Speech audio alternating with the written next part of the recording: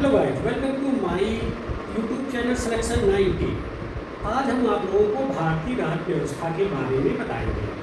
भारतीय राज्य व्यवस्था से हमेशा 25 से 30 क्वेश्चन बनते हैं, चाहे कोई भी पेपर हो, रेलवे, आईएएस, बीसीएस, एनटीपीसी और पेट टेट, कोई भी एग्जाम हो, आपको भारतीय राज्य व्यवस्था बिना पढ़े काम नहीं चलेगा।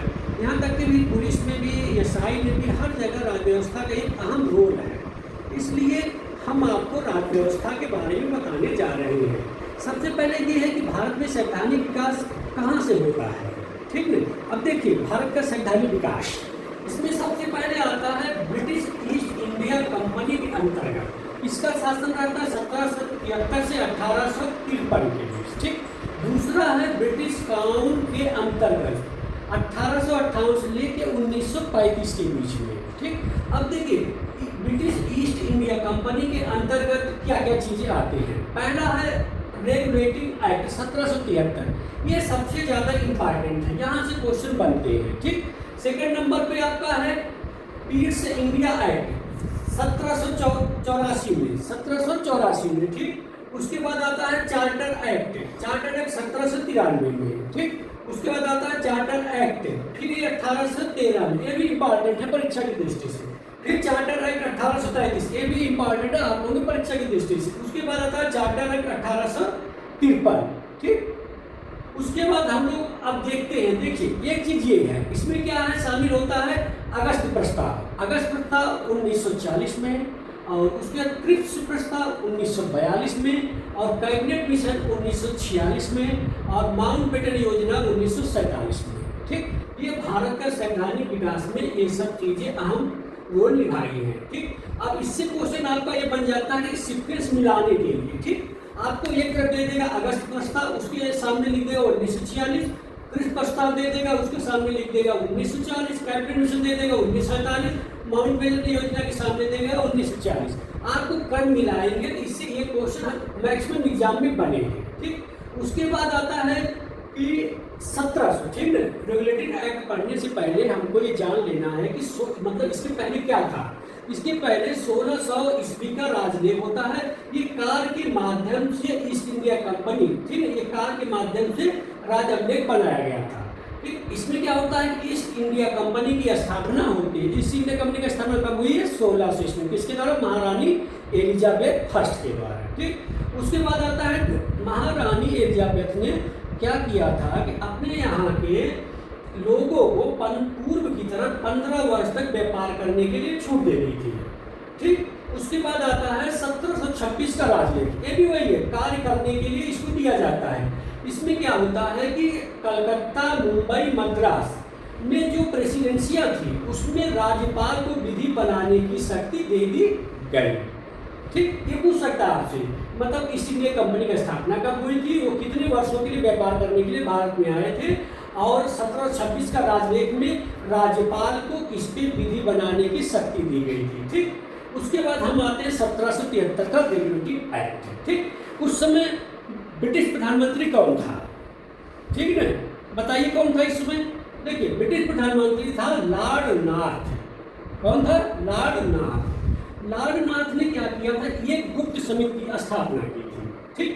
अब देखिए, इसमें आता है कि 1773 के रेगुलेटिंग एक्ट में इसके उद्देश्य क्या थे, मतलब ये भारत में किस उद्देश्य से आया था, ठीक है।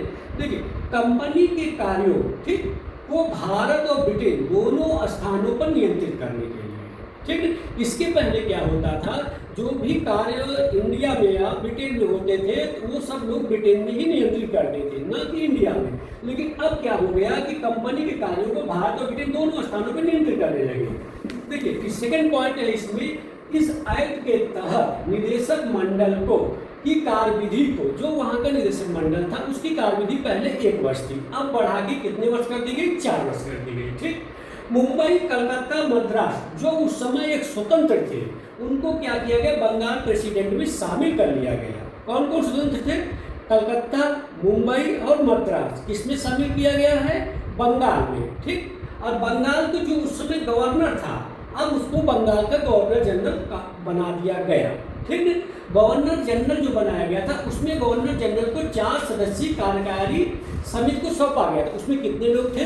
टोटल 4 लोग थे, ठीक। उसमें 4 लोग थे और ये निर्णय क्या होता था, जो उसमें निर्णय लेने का पावर पूरा था गवर्नर जनरल को निर्णायक था, ठीक है। अगर वो जो निर्णय दे देगा वही मान्य हो जाता था, ठीक। इसके बाद हम लोग आते हैं ब्रिटिश काउंट के अंतर्गत, ठीक। इसमें क्या देखिए, गवर्नमेंट ऑफ इंडिया एक्ट 1858, ये कोई इंपॉर्टेंट नहीं है। आपका है इंडियन काउंसिल एक्ट 1861, ये इंपॉर्टेंट है। फिर उसके बाद आता है इंडियन काउंसिल एक्ट 1892, उसके बाद आता है भारत सरकार परिषद आता है 1909 में, ये सबसे ज़्यादा इंपॉर्टेंट आपके लिए है, ठीक है। भारत सरकार परिषद है, ये ध्यान देना, अभी तक परिषद चल रहा। उसके बाद अब आपका आएगा भारत सरकार अधिनियम, ठीक। परिषद से अब यहाँ पे एक्ट बन गया, ठीक। ये 1919 का है। इसके बाद आता है फिर भारत सरकार अधिनियम 1935, ठीक है। इतनी चीजें आप लोगों को क्या है कि ध्यान में अपने रखना है। अब हम आप लोगों को 1773 रेगुलेटिंग एक्ट को आगे बढ़ा रहे हैं। तो देखिए 1773 रेगुलेटिंग एक्ट के तहत 1774 में कलकत्ता में सर्वोच्च न्यायालय की स्थापना की गई। ये क्वेश्चन आपसे लगभग हर परीक्षाओं में बनता है और लगातार बन भी रहा है कि किस सन में कलकत्ता में सर्वोच्च न्यायालय की स्थापना हुई थी। तो आप बताएंगे कि 1774 में अगर एक्ट पूछेगा तो 1773 रेगुलेटिंग एक्ट के तहत। ओके, कोई प्रॉब्लम? ठीक है। अब देखिए इसके पूछा जाता मुख्य न्यायाधीश कौन थे, ठीक ना। इसमें टोटल 4 लोग थे, एक मुख्य न्यायाधीश थे, उसके अलावा 3 लोग और थे। मुख्य न्यायाधीश का नाम आपका है सर एलिजा इम्पे। क्या नाम है? ये कई बार पूछा जा चुका है क्वेश्चन कि मुख्य सर्वोच्च न्यायालय की जब स्थापना हुई तो उसके मुख्य न्यायाधीश का नाम क्या था, ठीक। Sir Elijah Impey. और उसने पूछा भी था टोटल कितने सदस्य थे, टोटल 4 थे और मुख्य न्यायाधीश को अगर छोड़ देंगे तो 3 थे, ठीक ना। देखिए 3 सदस्य और कौन थे देख लीजिए उसको, चैम्बर्स, लेमिनिस्टर और हाइड। क्या नाम है आपको याद करना पड़ेगा। टोटल 4 लोग थे, एक मुख्य न्यायाधीश थे सर एलिजा इम्पे और 3 सदस्य कौन थे, चैम्बर्स, लेमिनिस्टर और हाइड थे, ठीक। ये यहाँ तक हो गया पूरा आपका इसका। यह देखिए इसके बाद क्या होता है कि इसको और क्या कहा जाता है, यह एक अभिलेखी न्यायालय भी था। क्या था? अभिलेखी न्यायालय था। और अगर इसके विरुद्ध आपको अपील करनी है तो कहाँ करेंगे, प्रीवी काउंसिल में। कहाँ करेंगे, प्रीवी काउंसिल में। और इस एक्ट में, रेगुलेटिंग एक्ट में बिना लाइसेंस प्राप्त किए व्यापार पर प्रतिबंधित था। अगर आपको व्यापार करना है तो पहले इससे आप क्या करेंगे, रेगुलेटिंग एक्ट से लाइसेंस प्राप्त करेंगे तब जाके व्यापार कर सकेंगे, ठीक। ओके, अब देखिए नेक्स्ट पॉइंट आपका क्या है कि एक्ट ऑफ सेटलमेंट, ठीक। ये कोई ज़्यादा इंपॉर्टेंट नहीं है लेकिन थोड़ी जानकारी रखनी पड़ेगी आपको कि एक्ट ऑफ सेटलमेंट कब आया था, 1781 में, ठीक। ये क्यों लाया गया था, ये पूछा जा सकता है ना कि भाई आप भी पूछिए क्यों लाया गया था इसके बाद।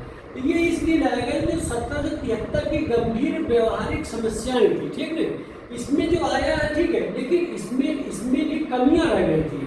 जब कमियां रह जाती तो उसके लिए आपको एक्ट ऑफ सेटलमेंट 1781 को लाया गया, ठीक। उसके बाद इसमें क्या हुआ कि गंभीर व्यवहारिक समस्याओं को इसमें दूर किया गया 73 वाला, ठीक। और इसे कहा क्या जाता है, इसे संशोधनात्मक एक्ट भी कहा जाता है। क्या कहा जाता है, संशोधनात्मक, क्योंकि पहली बार इसमें क्या हुआ, संशोधन किया गया था रेगुलेटिंग एक्ट में। और क्या था कि इसे बंगाल जुडिकेचर 1781 भी कहा जाता है, ठीक है। ये क्वेश्चन नया है कि मान लीजिए पूछ दिया बंगाल जुडिकेचर क्या है तो आप बोलेंगे कि एक्ट ऑफ सेटलमेंट 1781 जो आया था इसमें जो संशोधन किया गया था 73 में, उसी को बंगाल जुडिकेटर का नाम दिया गया, ठीक। और गवर्नर जनरल के जो प्रीवी काउंसिल थे उसको सर्वोच्च न्यायालय से क्या किया गया था, मुक्त कर दिया गया था, ठीक। उसके बाद इसके 2 ही उद्देश्य थे, एक सरकार को मजबूत करना था और दूसरा इसका मुख्य उद्देश्य था राजस्व की समस्याओं को दूर कर मंडलों में राजस्व मंडल की स्थापना करना। देखिए मैंने ये सब चीज़ें आपको पढ़ा दी है, इसके संबंधित जो भी नोट्स हैं मैं उसको इसमें अपलोड करा दे रहा हूँ। उससे जो भी इम्पॉर्टेंट क्वेश्चन है उसमें आपको पढ़ के अच्छी तरह से तैयार कर लेना है। धन्यवाद।